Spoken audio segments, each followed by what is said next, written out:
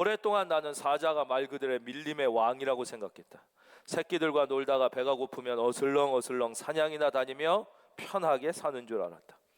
맘만 먹으면 얼룩말쯤은 얼마든지 잡고 사자가 나타나면 코끼리나 악어도 꼬리를 내리고 도망갈 거라 생각했다.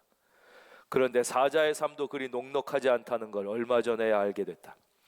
내셔널 지오그래픽 채널에서 하마에게 공격당하는 사자를 보았다. 새끼를 잃은 어미 하마의 복수였다. 하마의 공격을 받고 내팽개쳐진 사자는 이리저리 비틀거리며 겨우 버티고 있었다. 충격적이었다. 그뿐만이 아니었다. 사자의 삶도 꽤나 힘들어 보였다. 독수리, 하이에나 등 맹수들이 틈만 나면 보금자리를 위협했고 새끼들이 공격당할까 봐 노심초사했다. 사냥도 쉽지 않았다. 내 생각과 달리 얼룩말은 빠른 속도로 도망쳤고 심지어 뒷발로 사자를 걷어차기도 했다. 제대로 맞으면 사자의 턱뼈가 으스러질 정도로 강력한 펀치였다. 동물의 왕이라고 여겼던 사자가 뱀에 물려 죽기도 하고 코끼리에 밟힐까 봐 혼비백산하여 도망을 치기도 했다. 고단한 사자를 보는데 눈물이 찔끔했다. 내가 그렇게 부러워했던 사자였는데, 사자처럼 되고 싶었는데 정작 사자는 하루하루를 힘들게 버티며 견뎌내고 있었다. 어쩌면 우리 삶도 그렇지 않을까 하는 생각이 든다. 지금 한국 사회를 살아가는 우리 모두는 슬픈 사자의 삶을 살고 있는지도 모르겠다. 세상의 중심에 있고 싶고 가족은 나만 믿고 있는데 알고 보니 세상엔 우리를 위협하는 것 투성이다. 지금도 힘겨운데 매번 전력 질주를 해야 하고 누군가를 앞질러야만 살아남을 수 있다. 우리는 지금 지친 사자처럼 대한민국이라는 정글에서 버티고 있다. 그러나 이렇게 생각하면 어떨까? 지금은 잠시 고된 육아와 생활 전선에 지쳐가지만 우리는 모두 사자보다 멋지고 뛰어난 왕이다. 가족에게 누구와도 바꿀 수 없는 소중한 아들, 딸이자 부모, 배우자이고 많은 위기를 견뎌낸 전사이자 꿋꿋하게 삶을 지켜낸 영웅이다. 가끔은 예기치 못한 공격에 중심을 잃기도 하고 슬픔과 절망 속에서 울부짖기도 하겠지만 왕이라는 사실에는 변함이 없다.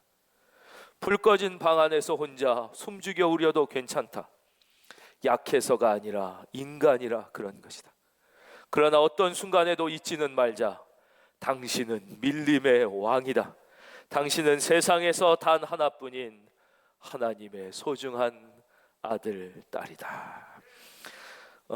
정신과 전문의인 윤홍균 박사의 자존감 수업이라는 책에서 빌려온 글입니다. 사랑하는 성도님, 현실이 힘들고 어렵더라도 분명한 것, 여러분 한 분 한 분은 이 세상 가장 소중한 하나님의 아들이요 딸, 왕자요 공주, 여러분 가족에게 가장 소중한 아들, 딸이요 엄마, 아빠요 배우자라는 사실을 잊지 말고 붙잡고 오늘도 믿음 안에서 새 힘을 얻는 하루가 되시기를 주님의 이름으로 축원합니다. 오늘 본문 살피도록 하겠습니다. 22장 1절이에요. 예수께서 다시 비유로 대답하여 이르시되 천국은 마치 자기 아들을 위하여 혼인잔치를 베푼 어떤 임금과 같으니 그랬습니다. 앞을 봐주십시오. 사람들은 이제 예수님을 만나지 못한 사람들은 이 신앙생활 하면 예수를 믿으면 이상하게 나의 삶의 기쁨이 사라지고 고생문이 시작될 거라는 잘못된 착각을 하고 있습니다. 예수를 믿고 신앙생활을 제대로 하게 되면 내가 그렇게 좋아하는 술도 못 마시게 되고 내가 그렇게 좋아하는 여행도 마음대로 못 다니고 친구도 마음대로 못 만나고 내가 좋아하는 등산도 마음대로 못 가고 주일날 그러니까 일요일날 골프도 마음대로 못 치고 내가 하고 싶은 것들을 마음대로 못 하고 이 교회에서 시키는 대로 주일날 예배 드려야 되고 성경에서 가리키는 대로 내 삶이 이렇게 옥죄어져서 자유를 잃고 훨씬 더 힘든 고생스러운 삶이 시작되지 않을까라는 잘못된 생각을 합니다. 그래서 교회 다녀보라고 예수님 한번 믿어보라고 그러면 아예 생각도 하기 전에 거부하고 외면하는 마음을 가지고 있습니다. 그러나 여러분 전혀 그렇지 않습니다. 오늘 예수 믿는 게 얼마나 좋은가를 알려주시려고 하나님은 이 천국 초청, 구원 초청을 혼인잔치, 그러니까 그 당시에 가장 즐거움이 넘치고 기쁨이 넘치고 환희에 가득 찬 잔치가 혼인잔치예요. 오늘 혼인잔치의 비유를 들어서 예수님을 믿는다는 것, 하나님의 구원에 초청받는다는 것이 얼마나 기쁘고 행복한 환희에 찬 삶의 시작인가를 알려주고 있는 것입니다. 여러분, 예수 믿으면 술 못 마십니까? 아닙니다. 마셔도 됩니다. 주일날 놀러 못 갑니까? 아닙니다. 놀러 가도 됩니다. 주일을 예배 안 드리면 큰일 납니까? 내 시간을 아닙니다. 예배 안 드려도 됩니다. 근데 왜 우리가 술을 안 마시는 것이고 주일날 예배를 드리는 것이고 주일날 외부에 나가고 사업적인 일을 하지 않는 것입니까? 따라하겠습니다. 못하는 게 아니라, 우리 위에 끝까지 다 같이 해볼까요? 못하는 게 아니라 더 좋은 걸 하는 것이다. 예. 술을 못 먹는 게 아니에요. 술을 안 먹는 게 더 좋게 느껴지기 때문에 안 먹을 뿐입니다. 주일날 놀러 가지 못하는 게 아닙니다. 놀러 가도 됩니다. 그러나 놀러 가는 것보다 예배 드리는 것이 더 좋게 느껴지니까 우리가 그걸 깨달았기 때문에 더 좋은 일을 하는 것이지 절대 못하는 것이 아닙니다. 하나님은 여러분의 자유를 박탈하는 분이 아니라 여러분을 사랑해서 자녀로 삼아주시는 분이라는 사실을 깨닫고 믿을 수 있기를 주의 이름으로 축원합니다. 혼인잔치를 베풀어서 초청했어요.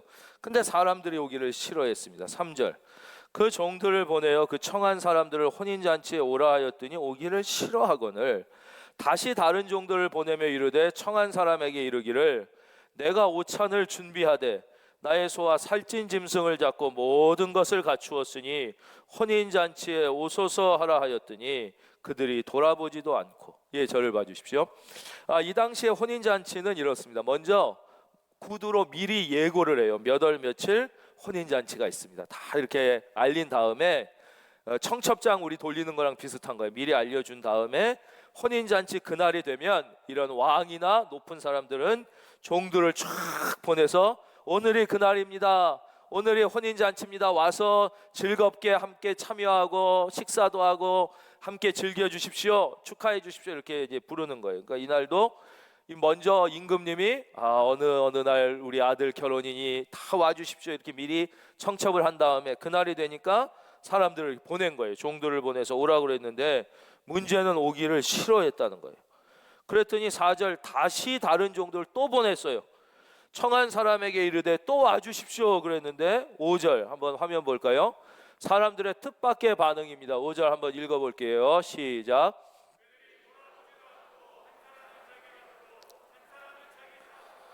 이렇게 좋게 혼인잔치를 하고 미리 예고도 하고 다 오라고 그랬는데 이렇게 오지 않는 이상한 반응이 있는 것이에요. 5절, 그들이 돌아보지도 않고. 이건 완전 무시했다는 거예요. 아주 그 초청 장치를 우습게 여겼어. 임금의 초청을 아예 무시해 버리는 거예요. 예, 소중하게 여기질 않은 거죠. 그러니까 우리도 이렇게 복음을 전하고 예수님 믿으세요, 교회 한번 나와 보세요 그러면 사람들이 아주 우습게 여겨. 귓등으로도 안 들어. 아주 그냥 무시해 버리고 기분 나빠하는 이런 반응을 많이 겪게 되는데 그것은 당연한 것입니다. 왜냐, 많은 사람들은 이게 얼마나 소중한 걸 못 깨닫는 것이죠. 이 영적인 세계가 얼마나 소중한지 모르고 당장 눈에 보이지 않으니까 그걸 소중한 줄 모르는 거예요. 당장 눈에 보이는 물질의 축복과 현실의 편안함이 중요해 보이고 그 현재를 싸고 영원까지 이르는 이 훨씬 깊은 영적인 세계의 복, 이 영원 구원의 어마어마한 복에 대한 소중함을 모르는 거예요. 우리도 애들 자랄 때 보면 많이 그렇지요. 노는 것은 한때의 맛이고 공부는 평생의 기쁨인 거를 못 깨닫는 거예요. 그 부모님들은 인생을 살아보니까 알잖아요. 그때 잠깐 노는 거는 잠깐 맛이지만 우리가 그때 공부하고 열심히 실력을 쌓으면 평생에 이게 기쁨으로 오고 이게 평생의 맛으로 오는데 이걸 모르니까 당장 귀한 거는 못 알아들어. 선생님이 사랑해서 하는 말은 안 들리고 당장 애들이 게임하자, 뭐 수업 빠지고 영화관 가자, 나이트클럽 가자, 이거는 막 되게 들리는 거와 마찬가지로 애들만 그런 게 아니라 인간은 본질적으로 참 어리석어서 당장 눈에 보이고 현실에 보이는 물질 세계는 귀해 보이는데 영적인 세계는 귀해 보이지 않는 거예요. 그래서 막 거절해요. 그래서 여러분들이 복음을 전하고 예수님을 믿자고 그럴 때 사람들이 막 여러분을 우습게 여기고 외면해도 너무 상처받으실 필요가 없는 것이에요. 우리는 다 그걸 당연히 예상하면서 이렇게 전하는 것인 거예요. 이렇게 계속 전하면 또 은혜 받을 만한 분들, 이 하나님께 이렇게 택함 받은 분들이 이렇게 또 오시는 분이 있으니까 우리가 열심히 전하는 거. 그들이 돌아보지도 않고. 그다음 개개인의 차이가 있습니다. 한 사람은 자기 밭으로, 한 사람은 자기 사업하러 갔어요. 자기 밭으로 농사지러 갔다는 것은 우리말로 하면 생업 때문에 그 초청을 무시했다는 거예요. 생업, 우리가 먹고 사는 게 얼마나 중요합니까? 직장을 다니고 장사를 하고 해야지 먹고 사니까 이거는 중요해요. 또 성경도 자기의 주어진 생업에 부지런하고 성실하라고 말씀해 주시는 거예요. 그러나 그 생업에 부지런한 것과 자기의 먹고 사는 그 직장, 장사하는 가게 때문에 하나님을 무시하는 것은 완전히 다른 문제라는 것이죠. 여러분, 여러분이 주어진 생업에 성실하고 부지런하시기를 바랍니다. 그러나 여러분, 그것 때문에 하나님을 무시하는 어리석음을 범치 않기를 바랍니다. 영적인 세계, 그 생업보다 더 중요한, 더 소중한 부르심을 무시하면 안 돼. 그래서 우리가 나에게 주어진 이 직장 생활, 먹고 사는 생업에 비 하나님보다 더 소중하게 느껴지는 순간은 그 생업이 우상이 되는 것이죠. 우상이 되는. 결국 우리의 영혼을 죽이고 우리의 삶을 비참하게 만들 수 있다. 두 번째, 한 사람은 자기 사업하러 갔어요. 이 사업하러 간 사람은 생업이라고 해석할 수 있지만 더 좋은 해석은 세상의 성공과 출세를 위하여 나간 것이죠. 요즘에도 예수 믿는데도 세상의 성공과 출세 때문에 주일날도 비즈니스 파트너 만나러 가고 무슨 일이 있으면 정치인들하고 악수 한번 하러 막 거기 돌아다니고 이러면서 주일 못 지키는 분들 많잖아요. 사업 파트너 만나고 정치인 만나고 밀어줄 사람 만나고 그래서 여기도 가야 되고 저기도 가요. 왜냐?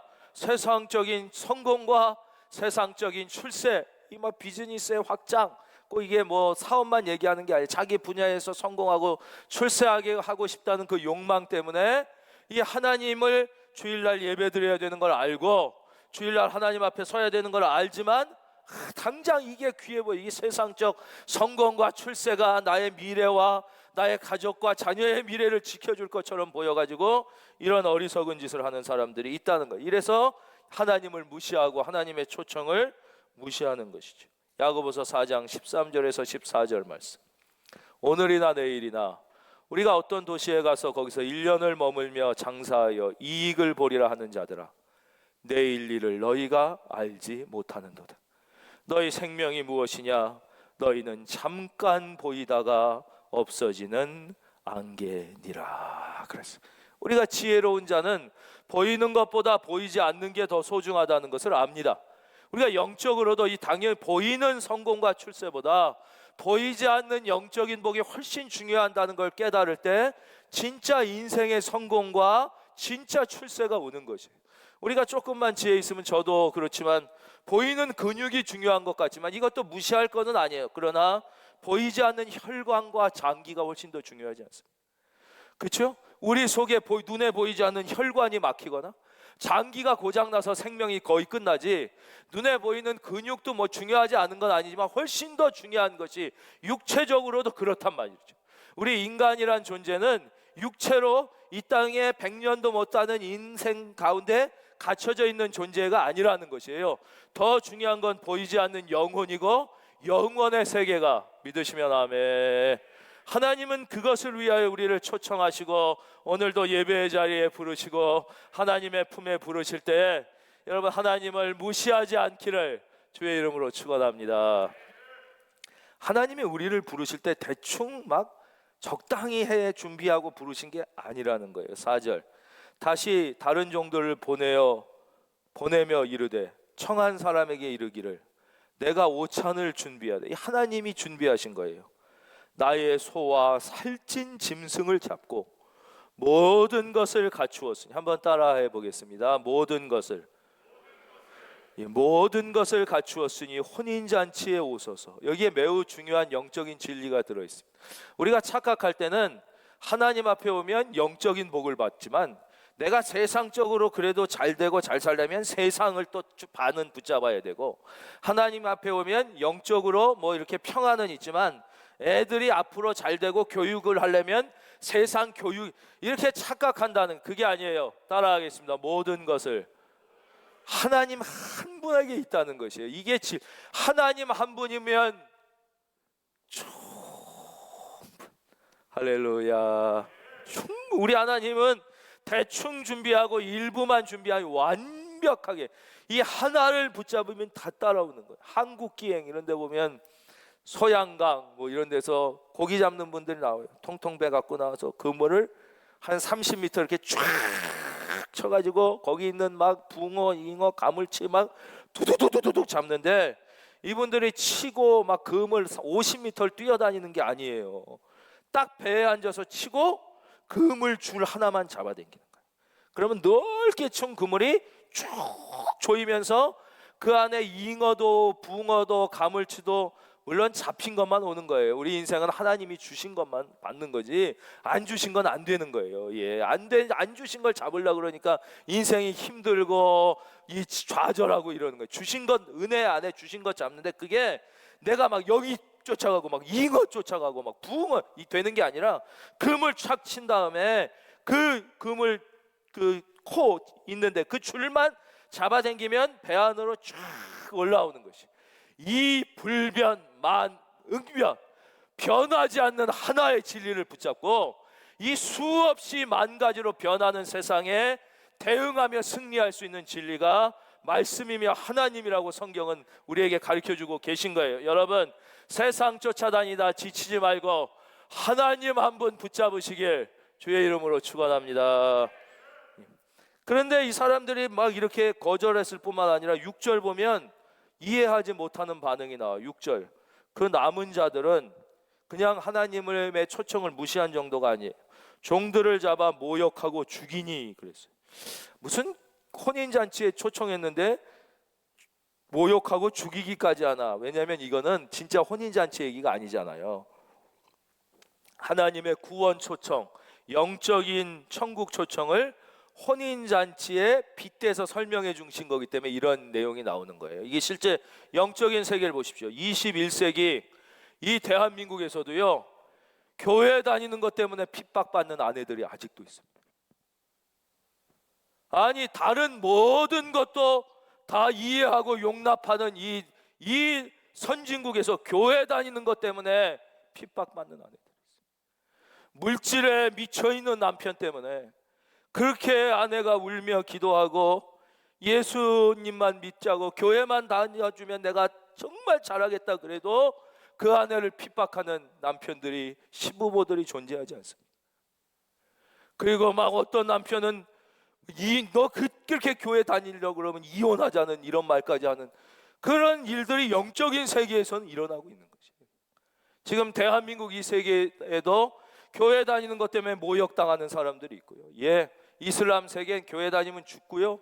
북한 교회 다니면 대포에 맞아 죽고 찢겨 죽는 일이 아직도 일어나고, 중국 교회 다니는 사람들은 모든 좋은 직업은 하나도 갖지 못해요. 거긴 국가가 다 하는 공무원 아무것도 못하고 국가가 하는 그 회사 아무것도 취직 못하게 돼 있어요. 지금도 교회 다닌다는 이유만으로 감옥에 가야 되는 나라들이 많이 있는 것이. 그래서 이거는 실제 결혼 이야기를 이걸 해주시는 게 아니라 이 결혼 이야기를 통해 영적인 세계를 우리에게 설명해 주시는, 그래서 남은 자들은 종들을 잡아 모욕하고 죽이는 일들이 영적인 세계에 있고 지금도 일어났어요. 그러면 이렇게 하나님의 초청을 무시하고 영적으로 이렇게 하나님의 선교사들과 종들을 잡아 죽인 이 사람들에 대한 하나님의 반응은 무엇인지 살펴보겠습니다. 하나님의 반응이 7절에 나와 있습니다. 화면 보겠습니다. 임금이 노하여 군대를 보내어 그리 살인한 자들을 진멸하고 그 동네를 불사르고. 바로 이 하나님의 초청을 무시하고 하나님을 능멸한 자들에 대한 하나님의 반응은 심판이었습니다. 임금이 노하여 군대를 보내어 그 살인한 자들을 진멸하고 그 동네를 불사르고. 바로 하나님의 심판. 우리가 이 신앙생활하면서 자꾸 갈수록 교회 안에서 이 엄중한 하나님의 심판에 대하여 선포하지 않고 외면하려고 하는 경향을 자꾸 보이는데요, 우리가 이 성경에는 분명히 엄중한 하나님의 심판이 나타나 있습니다. 따라하겠습니다. 하나님의 반응은 엄중한 심판이다. 하나님은 심판하시기 때문에 하나님이에요. 만약에 심판이 없다면 하나님은 하나님이 아닌 것이에요. 진리가 진리되지 못하고 정의가 정의되지 못하는 거예요. 여러분, 이 세상을 보십시오. 진리가 승리합니까? 아닙니다. 이 세상 보면 진리를 외치던 사람이 억울하게 핍박받고 죽는 경우도 막 있어요. 지금도 곳곳에 독재자가 있고 악이 판치고 탐욕이 판치는 세상에 그런 일들이 계속 21세기에도 일어납니다. 과거에 수도 없었어요. 여러분, 정의로운 사람이 승리합니까? 그건 솔직히 만화책이나 동화책에 나오는 이야기입니다. 정의로운 사람이 핍박받는 일이 지금도 일어나고 있습니다. 아니, 역사 속에 너무너무 많았습니다. 그냥 핍박 정도가 아니라 억울하게 죽는 경우가 너무나도 많습니다. 근데 놀랍게요, 정의로운 사람이 죽고 진리를 외치는 사람이 억울하게 죽어도 이상하게 진리는 사라지지 않는 거예요. 정의는 사라지지 않는 거예요. 그 뒤에 보면 또 진리를 외치는 자가 나와요. 또 정의를 위하여 사는 자들 끊임없이 나와요. 왜냐? 이 세상이 끝이 아니라 저 영원한 하나님의 심판이, 할렐루야, 있기 때문인 거예요.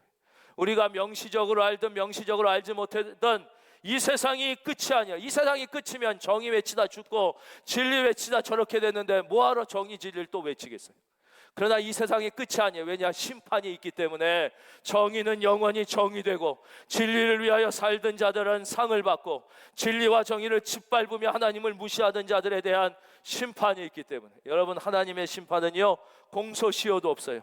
공소시효가 있다면 하나님이 하나님 되지 않는 거예요. 뭐 2000년 지났다고 뭐 우리나라 무슨 재판처럼 뭐 이건 공소시효 지나가지고 죄 졌어도 뭐 이미 지난 것입니다. 이거는 그런 분이 아니에요. 하나님 앞에서는 어떠한 죄도 흐려지지도 않고 낡아지지도 않고 주홍빛같이 선명하게 들어가 반드시 심판이 있는 것이, 심판이 있기 때문에 하나님은 하나님이고 심판이 있기 때문에 정의가 정의되고 진리가 진리되고 이 세상이 살만한 줄로 믿습니다. 그래서 이 세상을 우리가 힘들어도 살만한 가치가 있는 것이. 그러면 그 실제 역사적으로도 일어났잖아요. 이 예수님을 그 유대인들 지들만 구원을 독차지했다고 생각했던 대제사장 바리새인, 이 사람들이 예수님을 십자가에 못 박아 죽인 후 우리들이 승리했다고 쾌재를 부른 정확히 40년 후, 그 당시 로마의 황제였던 타이터스 황제가 파견한 군대를 통하여 예루살렘이 완전히 진멸되지 않습니다. 예수님의 예언처럼 돌 위에 돌 하나도 남기지 않고 다 부서지는 거, 완전히 다 부서지고, 거기 완전히 다 도시가 불타는 하나님의 심판이 있었다는 거. 하나님의 첫째 반응은 심판입니다. 그런 심판만 있는 하나님이냐? 그게 아니에요. 우리 하나님은 공의의 하나님이시지만 동시에 우리 하나님을 한마디로 정의하면 따라하겠습니다. 사랑의 하나님.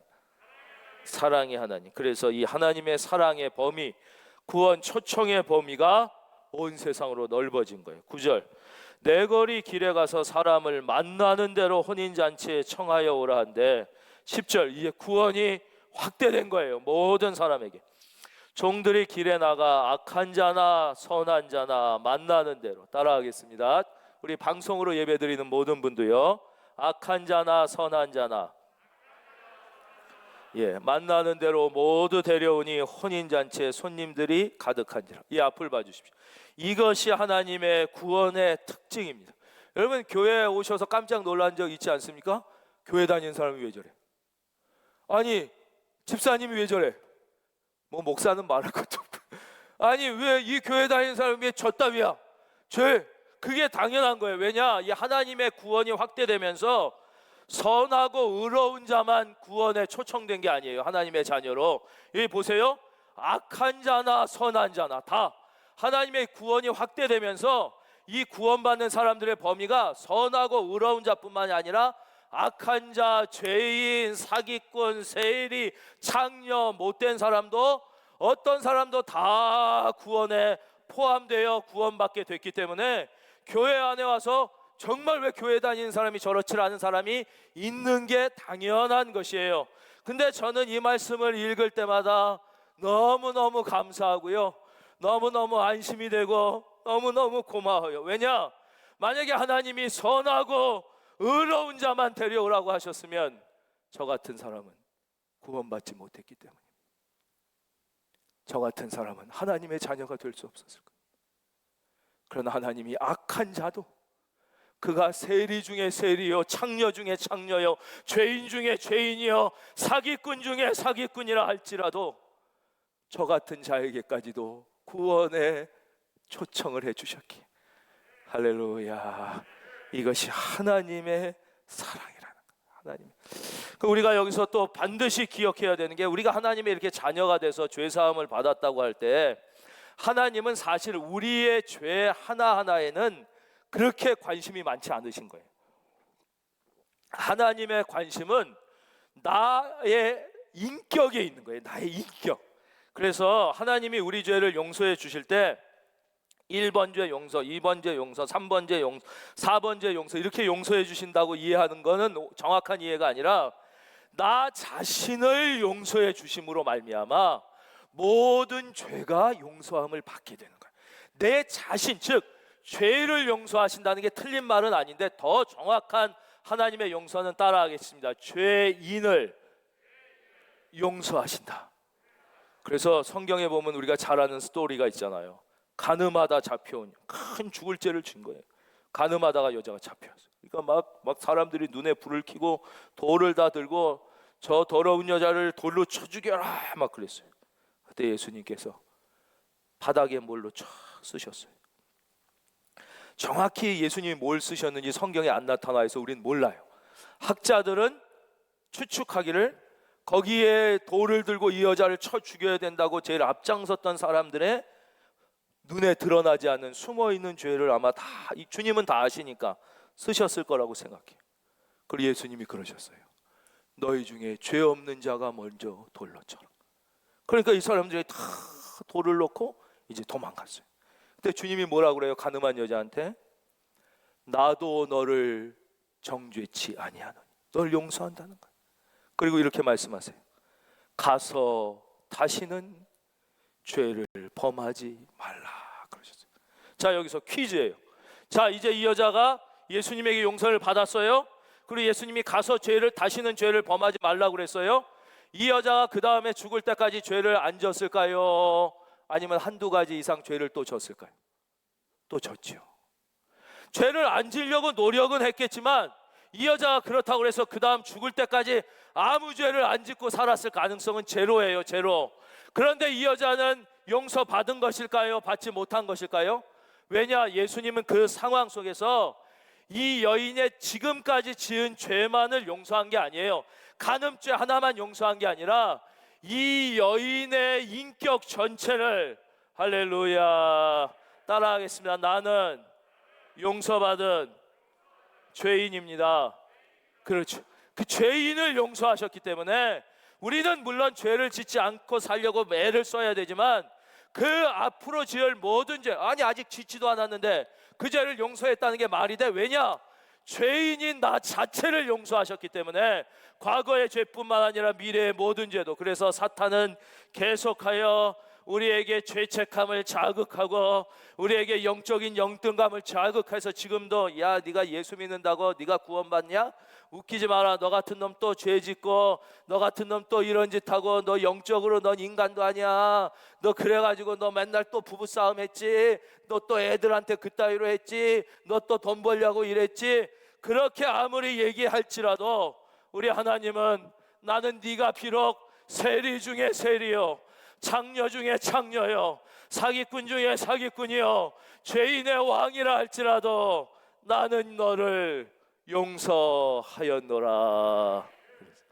우리가 영적으로 그런 죄를 짓지 않고 하나님의 자녀답게 살려고 애를 써야죠. 우리가 너무 하나님의 얼굴에 맨날 먹칠하며 살 수는 없으니까 노력하지만 우리의 죄는 하나님이 나 자신을, 죄인인 나를 용서하셨기 때문에 너무 그 사탄이 우리 죄 지을 때마다 우리의 열등감과 죄책감을 공격하여 우리를 오히려 자꾸 하나님을 외면하게 하고 하나님의 은혜를 자꾸 외면하게 하고 그럴 때는 그 꾀임에 넘어가서는 안 된다는 것이. 그럼 이제 여기서 끝이냐? 그렇지 않아요. 아직 하나가 더 남아 있습니다. 11절. 임금이 손님들을 보러 들어올새 거기서 예복을 입지 않은 한 사람을 보고 이르되 친구여 어찌하여 예복을 입지 않고 여기 들어왔느냐 하니 그가 아무 말도 못하거늘 임금이 사환들에게 말하기를 그 손발을 묶어 바깥 어두운 데에 내던지라. 거기서 슬피 울며 이를 갈게 되리라 하니라. 예, 마지막 결론 저를 봐주십시오. 예복이 나와. 예복. 이 당시의 중동은요, 왕실에서 결혼을 할 때, 그냥 평민들도 결혼을 하면 좀 괜찮은 사람들은 온 손님들에게 예복을 빌려줍니다. 이렇게 빌려줘요. 그러나 왕실은, 페르시아 왕실의 기록에 아예 예복을 선물로 줍니다. 그럼 딱 들어오면 그 예복을 자기가 입고, 이게 자기 거예요. 돌아갈 때도 자기가 그 예복을 갖고 가는 거예요. 그 예복을 탁 주는 거예요. 근데 어떤 사람이 예복을 딱 줬더니, 아니 이건 내 취향이 아닌데? 아니 내가 왜 내 옷 입는데 남의 옷 입나? 이거 명품 옷 내가 비싼 거 샀는데 내 자존심이 있지, 그 옷 안 입어. 그리고 내 옷 입으면 이 사람은 잔치에서 쫓겨나는, 거기 못 들어오는 거예요. 여기 예복은 무엇을 의미합니까? 예, 그렇습니다. 여러분이 생각하시는 이 예복은 예수 십자가의 보혈입니다.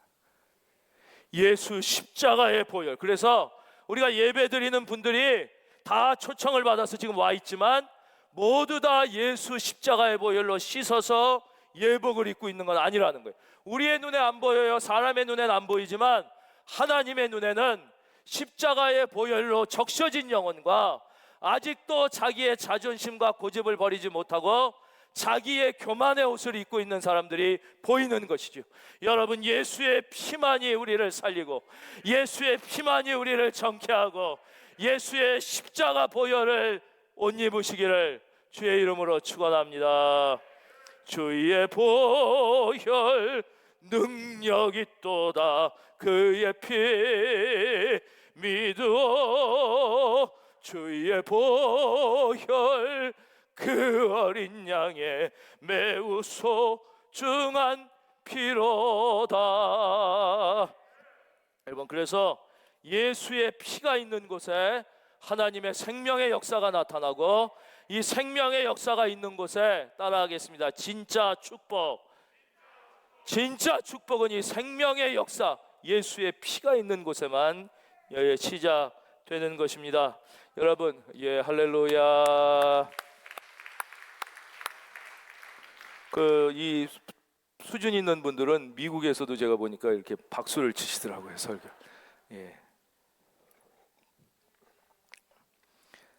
이 예수의 피가 있는 곳에 생명의 역사가 있고 하나님의 진짜 축복의 역사가 시작되는 것을 믿으시고, 이번 한 주 그 예수의 보혈 붙잡고 여러분의 삶 가운데 생명의 역사, 진정한 축복의 역사가 시작되시기를, 아니 더 발전되시기를 주의 이름으로 축원합니다.